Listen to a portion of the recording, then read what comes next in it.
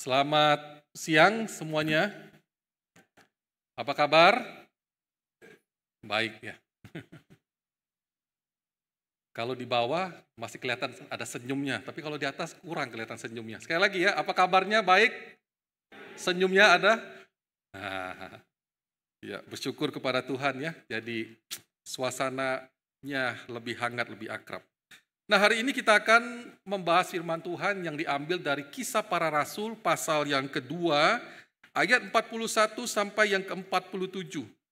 Kita akan belajar kebenaran firman Tuhan berdasarkan Kisah Para Rasul pasal yang kedua, ayat 41 sampai yang ke-47.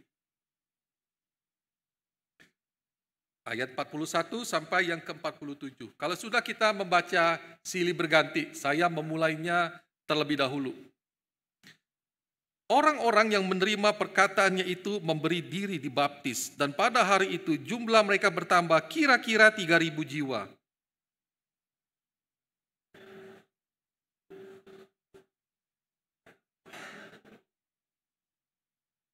Maka ketakutanlah mereka semua, sedang rasul-rasul itu mengadakan banyak mujizat dan tanda.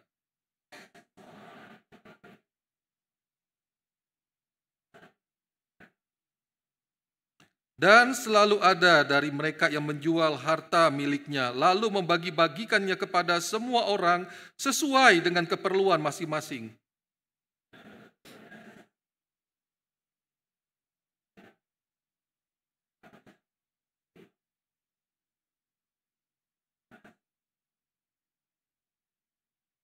Sambil memuji Allah, dan mereka disukai semua orang, dan tiap-tiap hari Tuhan menambahkan jumlah mereka dengan orang yang diselamatkan. Saya akan bacakan sekali lagi ayat 47, sambil memuji Allah, dan mereka disukai semua orang. Dan tiap-tiap hari Tuhan menambah jumlah mereka dengan orang yang diselamatkan. Demikian firman Tuhan.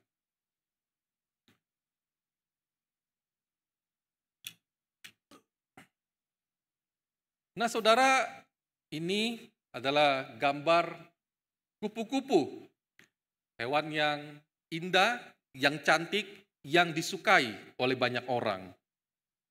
Nah, waktu kita melihat kupu-kupu, kemungkinan besar kita akan langsung teringat satu istilah yang tidak asing, yang sudah kita pelajari waktu di sekolah, yakni metamorfosis. Nah, kita sadar bahwa kupu-kupu itu awalnya dari sebuah telur yang kecil. Lalu telur itu menetas, keluarlah ulat yang bisa dikatakan lucu, atau mungkin menggemaskan, atau mungkin menggelikkan. Saking menggemaskannya kalau kita lihat ulat bulu berjalan di dekat rumah kita, bisa jadi kita keplok pakai sendal atau kita injek gitu. Nah, ulat ini lalu berubah menjadi kepompong. Lalu dalam jangka waktu tertentu kepompong ini pecah dan keluarlah kupu-kupu yang indah, yang cantik, yang disukai oleh banyak orang. Jadi saudara, kita melihat ya, kupu-kupu ini bisa menjadi indah, cantik, ternyata ada proses yang panjang.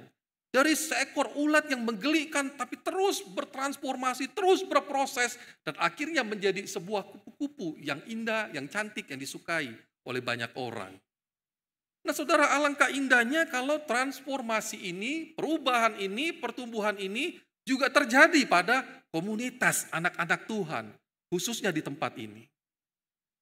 Komunitas jemaat GKIM Hosana secara keseluruhan, atau komunitas di dalam kelompok kecil, atau komunitas di dalam lingkungan guru sekolah minggu, atau pemuda remaja, semuanya mengalami transformasi. Semuanya mengalami pertumbuhan, semakin serupa Tuhan kita, Yesus Kristus.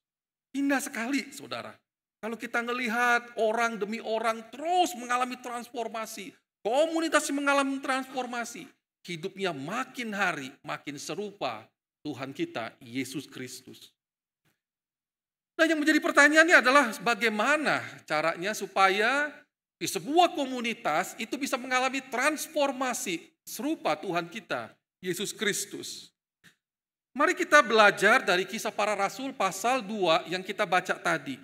Kita akan belajar dari jemaat gereja mula-mula. Karena gereja ini mengalami pertumbuhan yang luar biasa. Baik secara jumlah, baik secara kuantitas. Kualitas, saudara. Nah, kita belajar dari Kisah pasal 2. Dalam Kisah pasal 2 ini kita bisa mendapati satu kebenaran bahwa tiap komunitas itu bisa bertumbuh, bisa bertransformasi serupa Kristus kalau di dalam komunitas itu, yang pertama, kalau ada yang namanya ketekunan dalam mempelajari kitab suci. Jadi sekali lagi saudara, di komunitas itu bisa bertransformasi serupa Kristus kalau di dalam komunitas itu ada yang namanya ketekunan di dalam mempelajari kitab suci. Nah, mari kita melihat ayat 41 dan ayat 42. Di sana dikatakan orang-orang yang menerima perkataannya itu memberi diri dibaptis dan pada hari itu jumlah mereka bertambah kira-kira 3.000 jiwa. Mereka bertekun dalam pengajaran para rasul. Saudara, dikatakan ada 3.000 orang yang bertobat di sana. Pertanyaannya, kok bisa ada 3.000 orang bertobat? Tentu kita harus lihat perikop sebelumnya. Dijelaskan bahwa Petrus itu berkhotbah. Dan Roh Kudus itu bekerja luar biasa memakai khotbah Petrus sehingga ada 3.000 orang bertobat. Nah, setelah orang-orang ini bertobat, ya, apa yang mereka lakukan? Apakah mereka kembali bekerja rutinitas seperti biasa tanpa terlibat sedikit pun dengan hal-hal kerohanian? Apakah mereka terus seperti biasa melakukan hobi mereka sehari-hari seperti biasanya tanpa ada terlibat dalam hal kerohanian? Atau saudara seperti yang dinyanyikan oleh penyanyi almarhum Mbah Surip yang terkenal waktu itu. Saudara ingat ada penyanyi Mbah Surip terkenal itu yang sudah almarhum. Dia menyanyikan lagu bangun lagi, tidur lagi, bangun lagi, tidur lagi, bangun, tidur lagi. Tapi terkenal ya, isi lagunya itu aja tapi terkenal banget lagunya. Nah saudara, apakah itu yang dilakukan oleh jemaat mula-mula ini? Tentu jawabannya tidak. Yang mereka lakukan adalah justru mereka mendatangi rasul-rasul. Mereka datang kepada rasul-rasul. Kenapa? Karena mereka ingin belajar, saudara. Mereka ingin belajar dari para rasul. Apa yang mereka pelajari di sana? Saudara, tentu saja yang mereka pelajari dari para rasul adalah mereka belajar tentang kitab suci. Mereka belajar kitab suci. Apa yang diajarkan oleh kitab suci? Tentu pada waktu itu kitab sucinya enggak seperti kita zaman sekarang. PLPB udah lengkap. Pada waktu itu masih sebagian besar atau keseluruhan sudah hanya PL. Mungkin ada beberapa surat-surat lainnya. Jadi saudara, mereka pengen belajar dari para rasul. Belajar kitab suci. Mereka pengen tahu apa yang diajarkan oleh kitab suci. Dan pada waktu seseorang belajar kitab suci, semua ajaran-ajaran itu, atau yang kita dengar dengan istilah sekarang, doktrin-doktrin yang kita pelajari dalam kitab suci, itu semua mengacu kepada Yesus Kristus. Jadi saudara, mereka pengen, melalui para rasul mereka belajar kitab suci. Mereka pengen belajar doktrin, supaya mereka makin kenal siapa Yesus yang baru mereka imani itu. Siapa Yesus yang telah mereka percaya itu. Siapa yang Yesus yang telah dinubuatkan dari zaman dulu, mati dan bangkit dan baru saja naik ke surga. Mereka pengen kenal itu Yesus lebih jauh lagi, lebih dalam lagi. Nah saudara, inilah yang membuat komunitas ini mengalami transformasi dalam hidup mereka. Hidup mereka makin serupa Kristus. Kenapa? Karena adanya pembelajaran kitab suci. Yang mempelajari doktrin-doktrin sehingga mereka mengenal Yesus lebih jauh, lebih dalam. Semakin mereka belajar mengenal Yesus, itu mempengaruhi pikiran mereka, hati mereka, tangan mereka, kaki mereka. alias kehidupan mereka sehari-hari. Saudara, kalau di dalam sebuah komunitas yang dipelajari adalah Yesus Kristus, maka komunitas itu akan menghasilkan komunitas yang serupa Kristus. Tapi kalau komunitas itu, kalau ada sebuah komunitas yang dipelajari adalah ajaran dongeng, ajaran nenek moyang, tahayul segala macam, ya nggak heran komunitas itu akan menghasilkan komunitas serupa tahayul, ajaran-ajaran yang tidak benar. Tapi kita melihat komunitas ini, mereka belajar Yesus Kristus dan akhirnya menghasilkan pribadi demi pribadi yang serupa Tuhan Yesus. Nah, menarik sekali saudara, waktu mereka belajar, mempelajari kitab suci, mempelajari ajaran-ajaran yang berbicara semuanya tertuju kepada Yesus Kristus, saudara, ada beberapa hal yang bisa kita pelajari, saudara. Yang pertama, waktu mereka belajar itu, mereka punya kerinduan secara pribadi. Ada kerinduan yang mendalam, mau belajar. Kalau nggak ada kerinduan, saya rasa nggak mungkin mereka akan datang ke para rasul mau belajar. Tapi karena ada kerinduan, pengen mengenal, pengen belajar kitab suci. Di mana di sana dia bisa mengenal Yesus Kristus. Ada kerinduan. Kalau nggak ada kerinduan, mau diomongin, berbusa-busa juga, atau kata orang mau dikhotbahin juga, nggak akan ada kerinduan, nggak akan mau punya hati, mau belajar. Tapi harus ada kerinduan. Selain kerinduan, saudara, yang kedua, ada yang namanya belajar. Saudara, bedakan membaca, merenung, seperti kontemplasi. Seperti yang kita lakukan mungkin di saat teduh, suka kontemplasi. Tapi di sini namanya belajar. Saudara, bukan berarti saya mengatakan kontemplasi, baca Alkitab untuk refleksi itu tidak penting. Oh, itu penting, saudara. Tetapi jangan lupa, ada satu hal yang tidak boleh lewat dalam kehidupan komunitas kita sebagai anak-anak Tuhan. Apa? Belajar. Belajar kitab suci. Bobotnya itu lebih berat, lebih serius, lebih memikirkan lebih jauh. Apa yang kitab suci ajarkan, katakan tentang Yesus. Jadi lebih serius belajar. Lalu yang ketiga, saudara, ada yang namanya ketekunan. Jadi saudara, mereka belajar kitab suci, bukan kalau lagi mood baru mau belajar. Bukan kalau lagi ingat baru belajar. Bukan 3 bulan sekali baru belajar. Bukan 6 bulan sekali baru belajar. Tapi dikatakan mereka bertekun, fokus dan terus menerus belajar. Di tengah kesibukannya, di tengah banyaknya aktivitas, mereka meluangkan waktu dan terus menerus konsisten, tekun belajar kitab suci.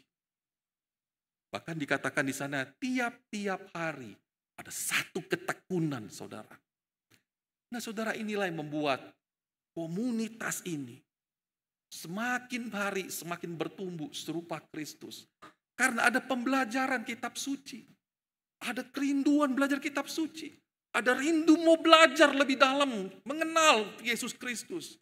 Dan adanya kekonsistenan, ketekunan di sana untuk mempelajari kitab suci itu. Saudara, sekali lagi, kalau di dalam komunitas yang kita lakukan, kalau tidak mempelajari Kristus, tidak mempelajari Yesus, saudara, nggak heran kalau komunitas yang kita miliki kok nggak mengalami transformasi serupa Yesus ya. Tapi mengalami transformasi seperti yang lain. Karena mungkin sekali di dalam komunitas itu bukan Yesus yang dirindukan, bukan Yesus yang dipelajari, bukan Yesus yang dikenal, tapi orang lain, saudara. Saudara, ada satu kali saya membaca ada satu cerita, ini cerita kisah nyata ya. Satu kali ada kapal Bounty, ya, Bounty, belayar, kapal Bounty di belayar. Di tengah-tengah perjalanan kapal ini terjadi keributan. Kenapa? Karena di kapal ini ternyata terbagi menjadi 2 kubu. Ada kubu kapten kapal, ada kubu pemberontak. Jadi para pemberontak ini ingin menguasai kapal. Wah, kapten kapal pasti ingin mempertahankan kapalnya. Siapa yang menang? Ternyata yang menang adalah para pemberontak. Lalu singkat cerita, para pemberontak ini mengusir kapten kapal sama pengikutnya, naik ke sebuah skoci, lalu ditinggalkan di tengah-tengah lautan. Selamat, tidak selamat, ya bukan urusan. Ditaruh di sebuah skoci. Lalu saudara, pemberontak ini bawa kapal ini ke sebuah pulau. Pulau yang terpencil, pulaunya kecil, penduduknya juga masih sangat segelintir sekali. Dan pemberontak ini akhirnya tinggal di pulau tersebut. Saudara, waktu berjalan sudah sangat lama, lalu datanglah kapal Inggris. Kapal Inggris ini mendarat di pulau terpencil ini. Tempat di mana para pemberontak itu hadir. Sampai di sana, kapal Inggris ini, orang-orang Inggris ini kaget melihat orang-orang yang ada di pulau itu. Orang yang ada di pulau itu berbeda sekali. Mereka saleh sekali kehidupannya. Kehidupannya baik sekali. Seperti yang diajarkan oleh Alkitab, kitab suci. Atau kalau kita pakai bahasa sekarang, kehidupan mereka itu betul-betul serupa seperti Tuhan Yesus.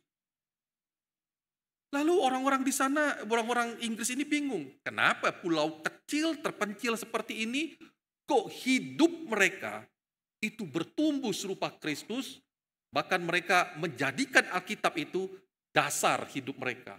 Kok bisa?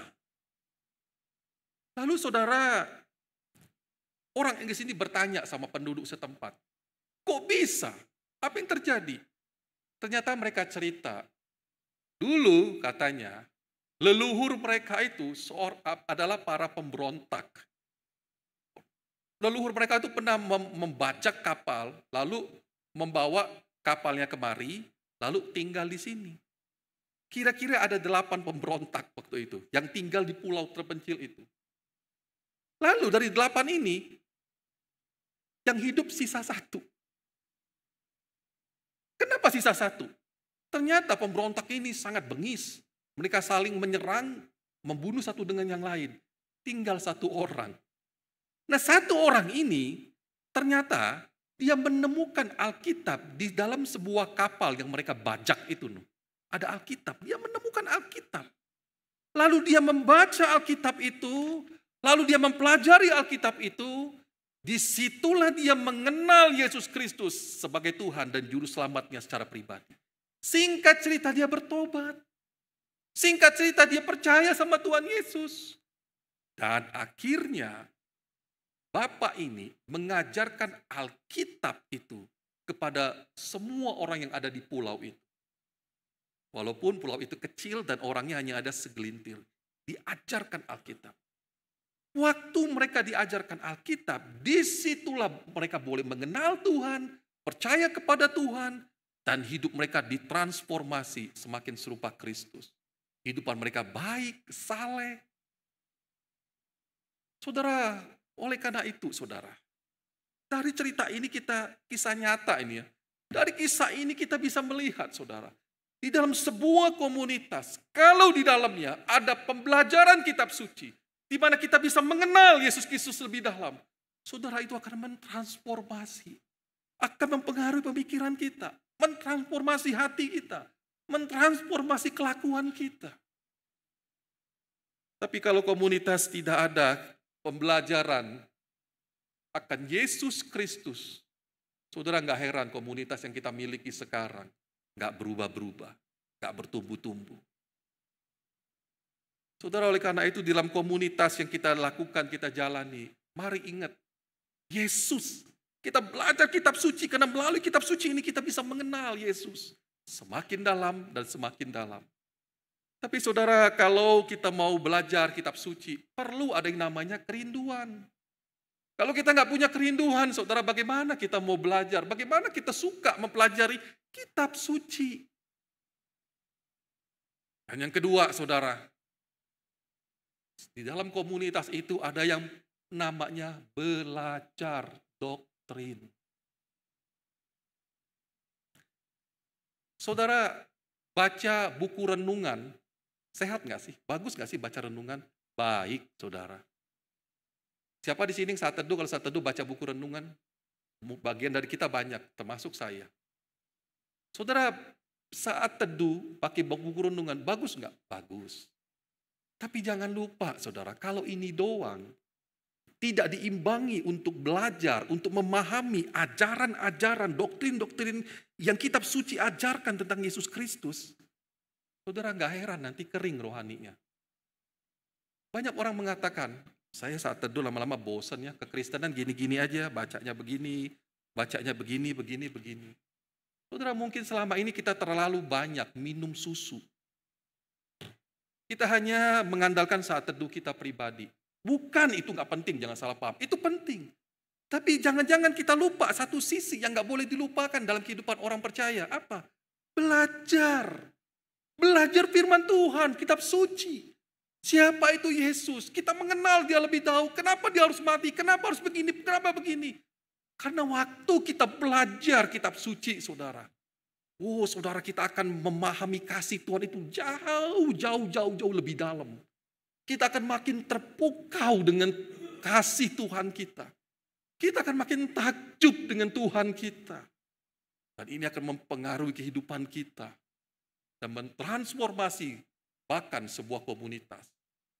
Tapi waktu kita belajar juga harus disertai dengan ketekunan. Kalau belajar 3 bulan sekali, 6 bulan sekali. Saudara perlu namanya ketekunan, kekonsistenan di sana. Terus belajar. Dan kita akan mengalami transformasi. Saudara, yang terakhir, yang kedua. Di dalam sebuah komunitas, bisa mengalami transformasi, pertumbuhan, jikalau di dalam komunitas itu ada yang namanya persekutuan yang saling mengasihi. Jadi saudara, di dalam komunitas tadi yang pertama harus ada ketekunan mempelajari kitab suci. Tapi itu juga dibarengin dengan adanya persekutuan. Di dalam komunitas itu perlu ada yang namanya persekutuan yang saling mengasihi. Saudara, saya akan bacakan ayat ini kembali buat kita. Dikatakan demikian. Mereka bertekun dalam pengajaran rasul-rasul dan, ada kata dan di situ, dalam persekutuan. Ya. Jadi bukan hanya pengajaran rasul-rasul, tapi mereka juga bertekun dalam persekutuan. Mereka memiliki persekutuan yang penuh dengan kasih. Nah saudara, persekutuan itu dari kata koinonia. Koinonia itu apa sih artinya? Saudara, koinonia itu simpelnya berbagi. Jadi orang-orang yang datang pada waktu itu mereka berbagi. Apapun yang mereka bisa bagikan, mereka bagikan. Ya. Jadi waktu mereka berkumpul, mereka saling berbagi. Di sana kelihatan sekali persekutuan yang saling mengasihi. Dan ini yang terjadi di jemaat mula-mula. Ada persekutuan yang saling mengasihi, ini kuat sekali. Nah, bukti bahwa persekutuan ini saling mengasihi itu dapat dilihat dari 3 aktivitas yang saling mengasihi yang dapat kita lihat di dalam perikop ini. Nah, yang pertama saudara, kita lihat aktivitasnya apa aja. Ayat 42 dikatakan mereka memecahkan roti. Jadi sekali lagi mereka melakukan aktivitas memecahkan roti. Nah, apa itu memecahkan roti? Saudara, waktu saya mempelajari bagian ini, ternyata memecahkan roti itu ternyata nggak semudah yang dibayangkan untuk memahaminya. Kenapa?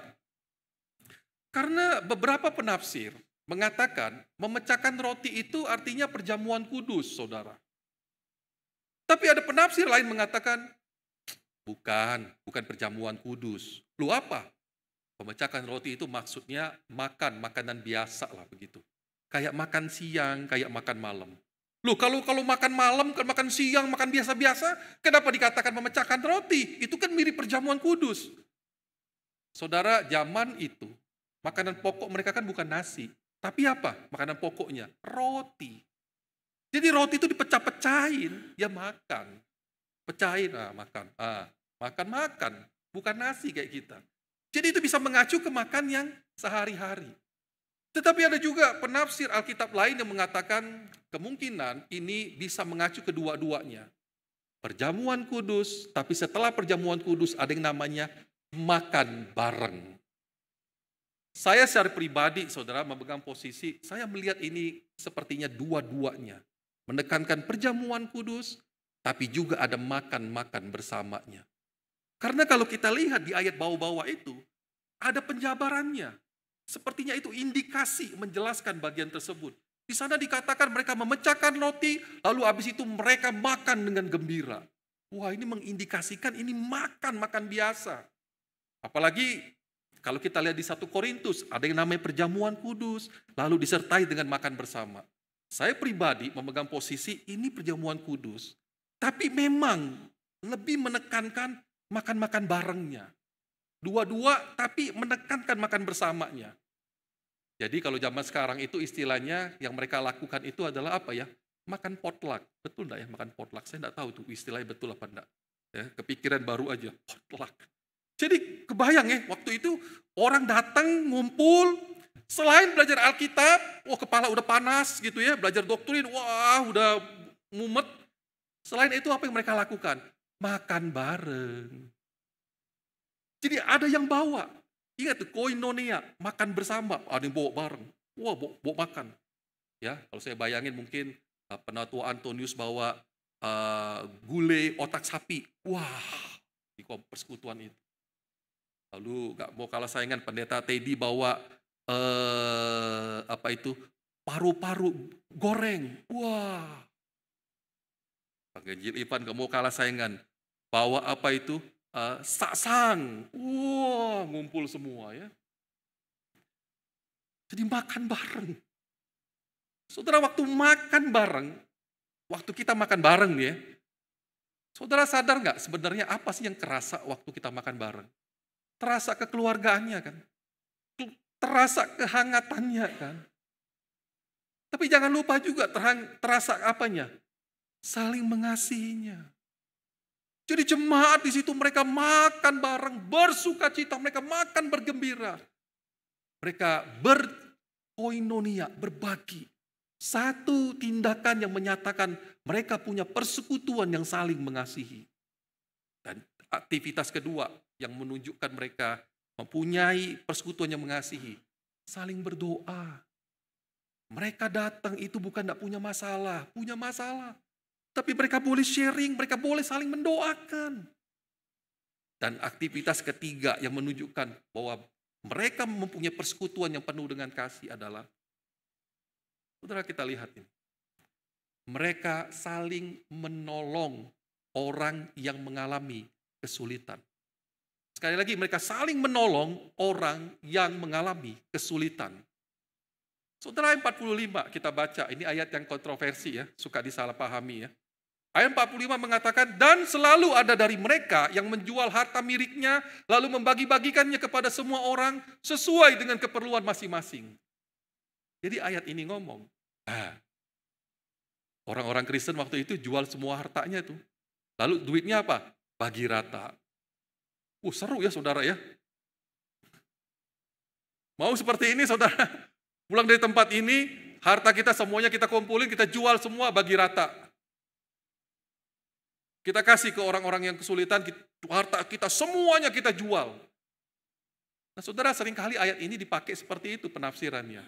Ya, jadi kalau kita tuh orang Kristen itu nggak boleh ada yang hartanya lebih banyak. Semua harus dijual, bagi rata. Begitu kan, semua harus sama rata.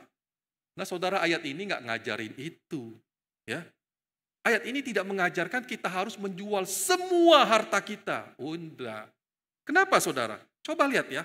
Setelah mereka menjual harta mereka, lalu coba lihat nih ayat 46b. Mereka memecahkan roti, nah mereka makan bareng, makan potluck nih ya.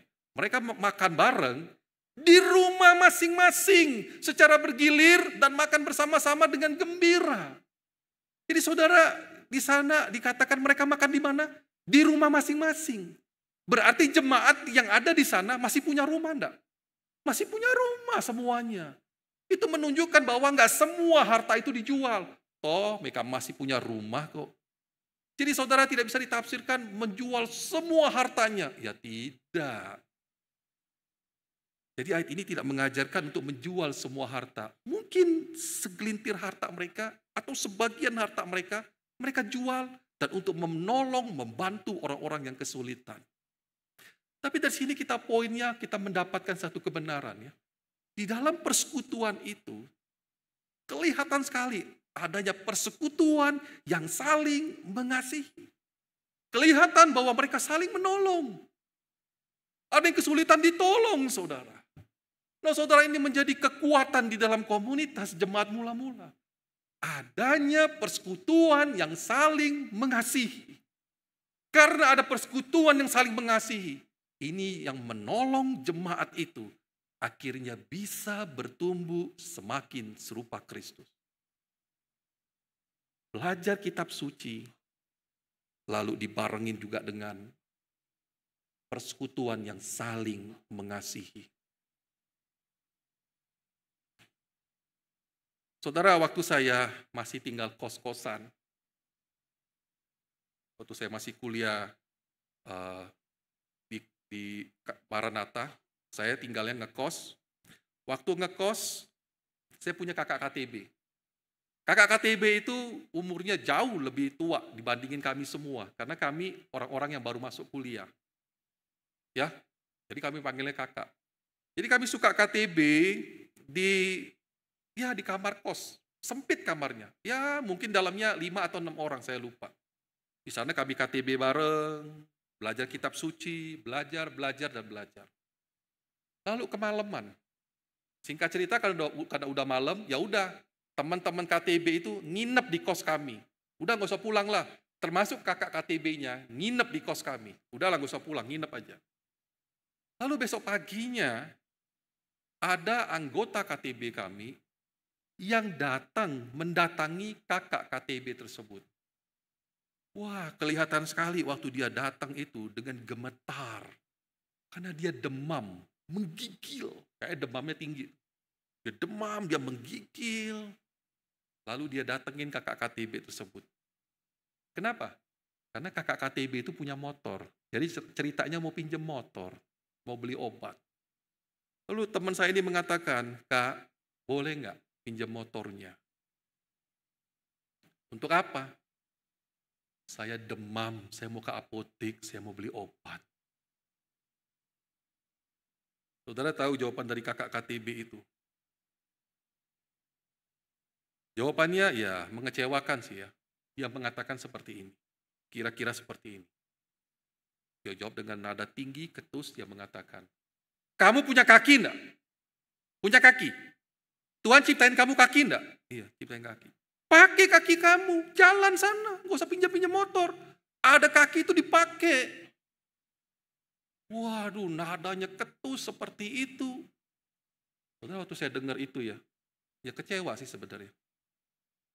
Nah saudara, saya pikir kalau nggak mau pinjamin motor, oke lah, itu kan barangmu, privasimu. Tapi setidaknya kalau enggak, ya ada inisiatif lah, saya aja yang beli, kamu istirahat, saya yang beliin, begitu ya. Saudara, sejak kejadian itu, teman KTB saya itu tidak lagi mau datang. Kenapa? Tersinggung, kecewa. Karena dia merasa kita belajar KTB bareng, tapi kok di dalamnya nggak ada kasih. Saudara, bersyukur dengan apa yang saya alami, saudara. Izinkan saya cerita sebentar. Waktu saya baru bertobat, singkat cerita saya jadi guru sekolah minggu. Seperti yang saya pernah sharingkan di khotbah saya sebelumnya. Waktu saya bertobat, saudara, saya singkat cerita melayani jadi guru sekolah minggu. Dan saya aktif di pemuda di Hosana di tempat ini. Ya. Nah, waktu saya bertobat jadi guru sekolah minggu di awal-awal, jujur aja itu rokok masih belum bisa lepas dari mulut. Tapi saya bersyukur saya punya komunitas yang mengasihi saya. Waktu itu ada sekelompok pemuda-pemuda, kami sama-sama pemuda bareng, aktif di pemuda bareng, juga mereka jadi guru sekolah minggu, saya jadi guru sekolah minggu juga. Ada komunitas yang bagi saya, mereka mengasihi saya. Buktinya apa saudara?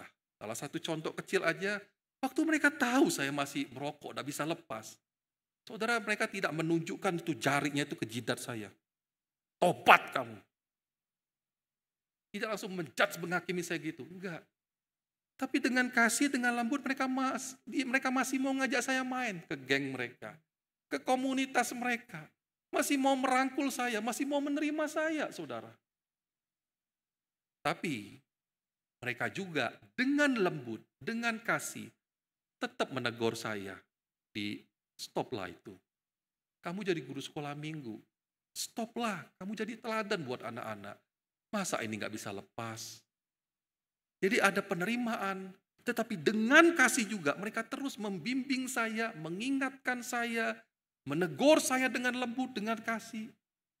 Saudara, waktu saya diterima seperti itu, dirangkul seperti itu, saya merasakan komunitas yang saya punya waktu itu adalah komunitas yang penuh kasih.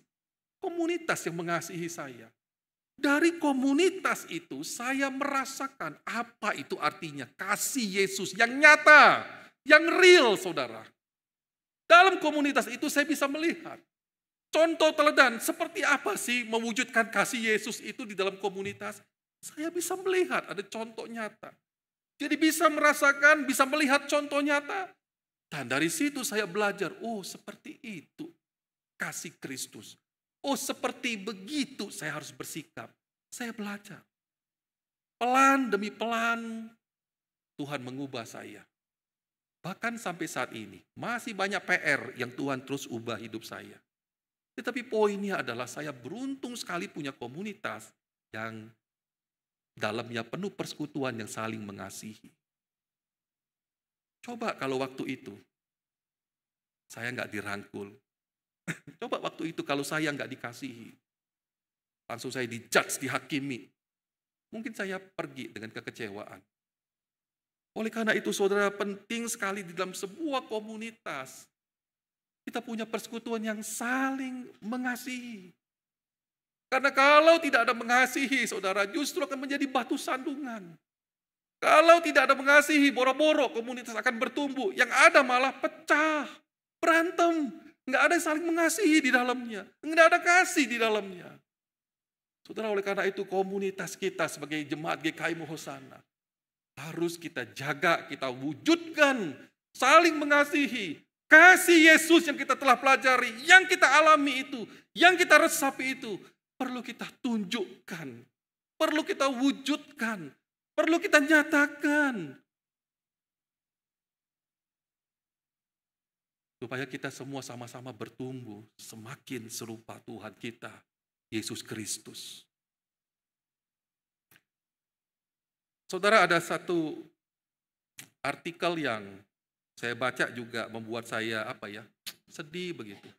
Dan ini akan saya pakai untuk menutup khotbah saya pada siang hari ini. Saudara, ada seorang remaja bernama Brian Warner. Pemuda dikatakan remaja, kurus, krempeng, mohon maaf ya. Lalu katanya wajahnya itu berjerawatan. Lalu pemuda ini datang ke ibadah remaja. Dia datang ke komunitas remaja. Sampai di komunitas remaja itu, tidak ada orang yang menyambut dia. Tidak ada orang yang tegur sapa sama dia. Tidak ada orang yang merangkul dia, saudara. Lalu apa yang terjadi? Dia kecewa dong. Kenapa dia tidak merasakan kasih di remaja ini? Lalu anak-anak remaja ini rekreasi ke sebuah tempat. Sampai di tempat itu, Brian, sang anak remaja ini, juga dicuekin.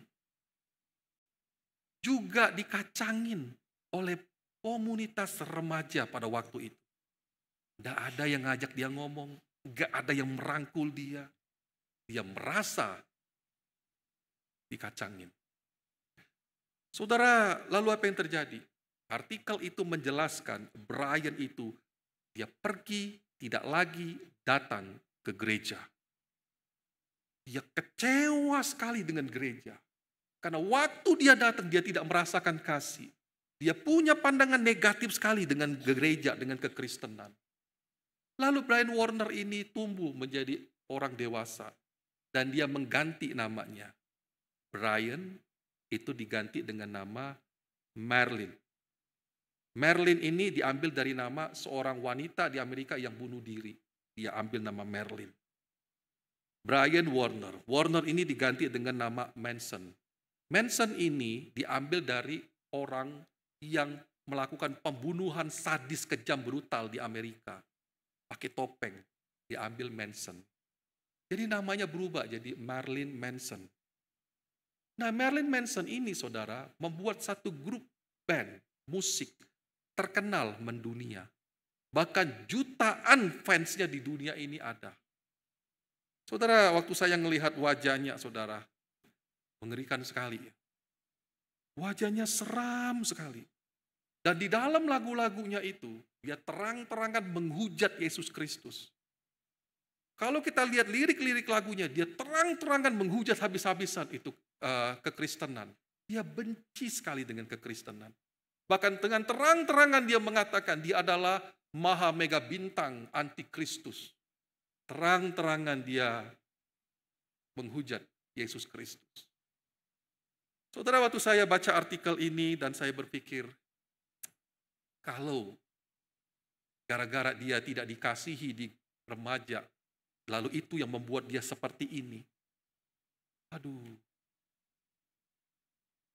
Coba seandainya waktu dia datang ke remaja, ada yang merangkul dia. Coba kalau ada orang yang menyapa dia, menarik dia, mengasihi dia. Saudara, pasti ceritanya akan beda. Pasti dia akan kenal Tuhan, pasti dia akan bertumbuh, bahkan dia akan menjadi pemuda yang aktif melayani Tuhan, memberikan hatinya buat Tuhan. Tapi sayang sekali waktu itu, komunitas di dalam remaja itu, tidak ada persekutuan yang saling mengasihi. Saudara, bagaimana dengan komunitas kita? Nyalakan kembali kasih, saling mengasihi itu. Angkat kembali kasih Yesus itu. Wujudkan kembali kasih Yesus itu di dalam komunitas kita. Mari kita tundukkan kepala, kita berdoa.